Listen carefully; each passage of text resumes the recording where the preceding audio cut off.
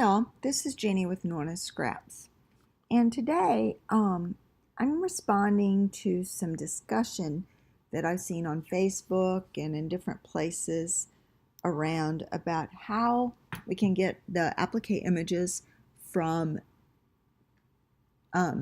Brilliant software into Cricut Design Space.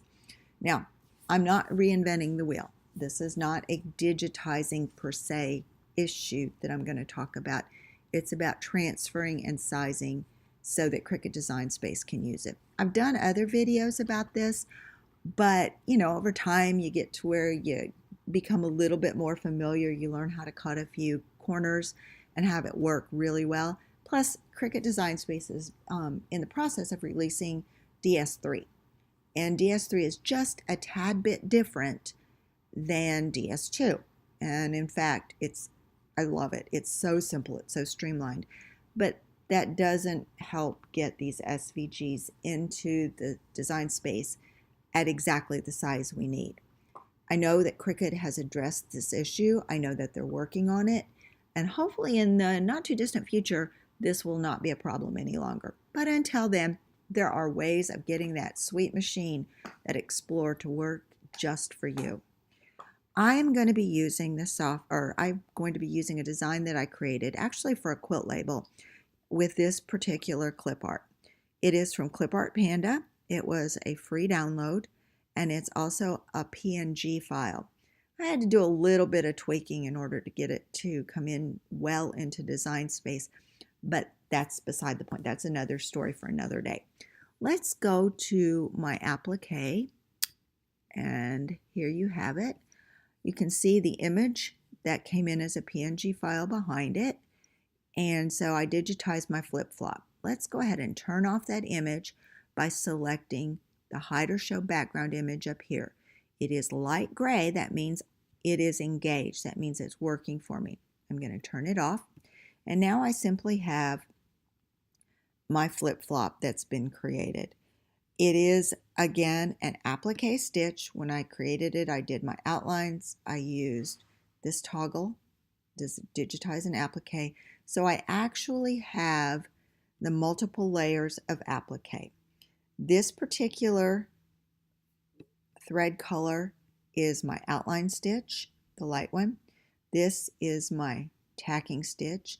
I'm going to be cutting the image in my Cricut Explorer, so I'm going to not need the material positioning stitch. This is the this is the E-stitch that goes around it to stitch it to the background fabric.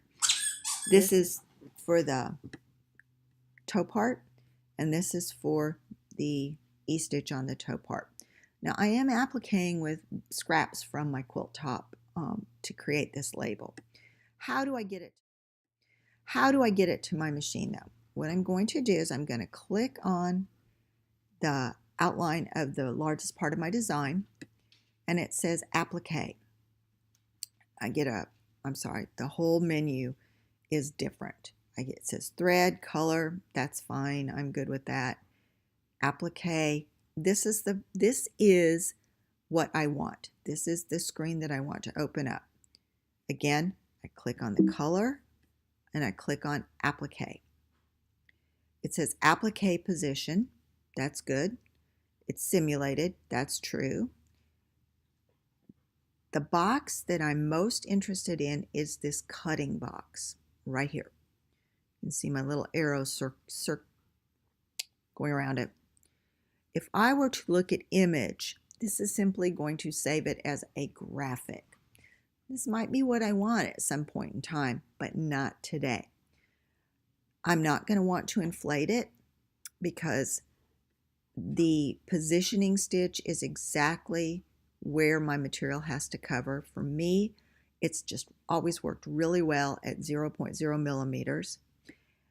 If I say save, I am simply going to save this particular part of my applique. Let me move this over, which would be the foot of the flip-flop. Okay. If I save all, it's going to save every piece of my applique as you see it here. So I'm simply going to select Save All. And I'm going to put it someplace where I can find it, which is going to be on my desktop. and I'm going to save it as flip-flop 1, just because if I mess up, then I know this is the original. And you can't see it, but down at the very bottom, there you go. I'm going to select Save. Now, I'm going to get out of this window because the next step is uber important. I'm going to go to my Create menu right here, and I'm going to go up to the measuring, this area right over here.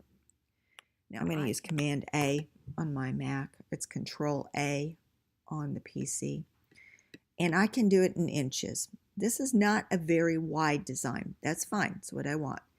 It's 2 11/16 by 6 3/4. That's fine, but when you get to design space, because the measurements in DS are in decimals, that's numbers, dot numbers, I have to do a little bit of extra math here. In other words, I have to pull out my calculator and I have to find out what the decimal configuration of 11/16 is. Now, this could be carried out, if you remember decimals in school, it can be carried out to 4, 5, 6 places. And yeah, when you get down to the 4th, the 5th, and the 6th place, it's not going to make a huge difference, but it does make a difference. So what I'm going to be doing as far as measurement, and please, I know some of us are going to cringe at this. I lived in Europe for a while. Decimals don't scare, millimeters don't scare me. I'm going to use my millimeters. Okay, so I'm going to select my millimeters, and now you can see it's actually in decimals. And I'm going to write this down. In other words, I'm going to write my width at 68.30 and my length at 172.10. For the purposes of space, and if you're not familiar with DS3, you can tell it looks just a slight bit different. I've opened a new project. Let me just go ahead and do that and show you how I did it. I simply select New, and it gives me a new screen. Now I'm going to bring my SVG image into my design space. So I'm going to go to Upload, which is down here. And in order to upload images, you simply go right here, Upload Image. In the old design space, you had one menu for upload graphics and one menu for upload vectors, kind of similar to what we see in Embrilliance with image and vectors. Here it's all in the same place. So I'm going to upload the images, and I can drag and drop, or I can browse. I'm going to browse today, go to my desktop, maybe, oh, it's over here, and I'm going to open flip-flop 1, and you can see it and choose it. So let's save it.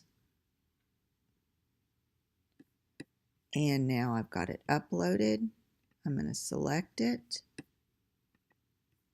And it appears down here on the lower margin of my menu. You can see it right there. And I'm going to insert my images. And you can tell it has come in huge.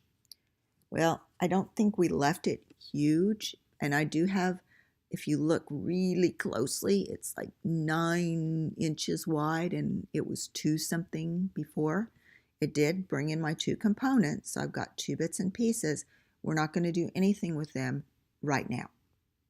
Okay, nothing right now. The first thing I'm going to do is I'm going to go up to the 3 lines, and I'm going to select it. And I'm going to scroll down to Settings. 1, 2, 3, 4, 5, 6, 7, 8. And I get a new window, new menu. And in units, I'm going to select centimeters. Now, remember, I said centimeters. That's okay. And I'm going to X out, and you're going to see a little bit different image at the very top. Let me see if I can get in closer. Yeah. Okay. So it's like 24.092, but it's now in decimals. But remember, this is centimeters. Let's pause this for a moment and we're going to talk about the difference between centimeters and millimeters. When you look at the difference between centimeters and millimeters, okay, 1 centimeter equals 10 millimeters. Okay, so a millimeter is a smaller unit of measurement. Okay, that's the first little bit of this slide. The next thing I want to point out is that when you have, if you look at it in the inverse, in other words, the negative, 1 millimeter is 1/10 of a centimeter. In other words, there's a decimal point. Anytime you get into the decimal points, you're going to be more exact and more precise in your sizing. So what does that mean for us going from, say, StitchArtist and the Create menu to Design Space? It's pretty simple. In StitchArtist, and you can see my little block at the top from StitchArtist, the millimeter size was 68.3. Let's just look at the width. Just look at the width. 68.30 millimeters. That's 100% of the size. So if you look at the red numbers, what we have to do in order to make the size 1/10 of what it is, we simply have to move the decimal, the dot, 1 position to the left. So we started with 68.30 millimeters on the width, and we're going to take and move that decimal, my little guy's carrying it, to 6.830 in Design Space. What we've done is we've converted 68.3 millimeters to 6.83 centimeters, which, if you think about it, 68.30 millimeters is 10 times the size of 6.83, or 1/10 the size. We have to think in terms of tenths. So 6.830 centimeters equals 68.30 millimeters. It's a lot easier than dividing fractions and trying to round to the correct proportion.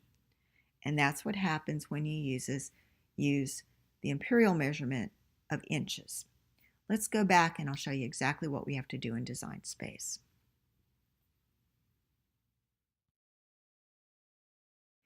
I have come back into Design Space and I took the screen capture from StitchArtist and placed it on the side so that I can actually show you the numbers that we're going to be using. Now, before I go any further, I want to point out that my little lockbox up here in the size is closed. That means anything I do is proportional. So I'm just simply going to plug in the width of my SVG, and that was 68 point, of course I can't remember it. Here it is. 68.3. And that's in what? Let me ask you again, millimeters. So we're going to actually make it into centimeters. So moving my decimal from between the 8 and the 3, where you see the blinking cursor, I'm going to move it between the 6 and the 8, place my decimal, and I'm going to press enter. And I don't know, you can't see it because I'm just like zoomed in so close, but it changed my height to 17.21. which with the decimal moved is 172.1 here, and it's changed it to 17.21. And if I zoom out, which I may or may not be able to do, you're going to see that this is actually the right size now, and it looks really good. Let me come back to you in just a second. So now I've zoomed out on my Design Space layout, and if you look over here, just like in StitchArtist, you have your objects. And I'm going to make my life really simple, because if I were to go to make it, this would mat everything at the same time. And I don't necessarily want that, because I want them to be in contrasting fabrics. So I'm going to select the the toe piece of the flip-flop, and I'm just going to change its color. And now you can really see it. And what I'm going to have is I'm going to have 2 pieces of fabric that are actually cut on my machine.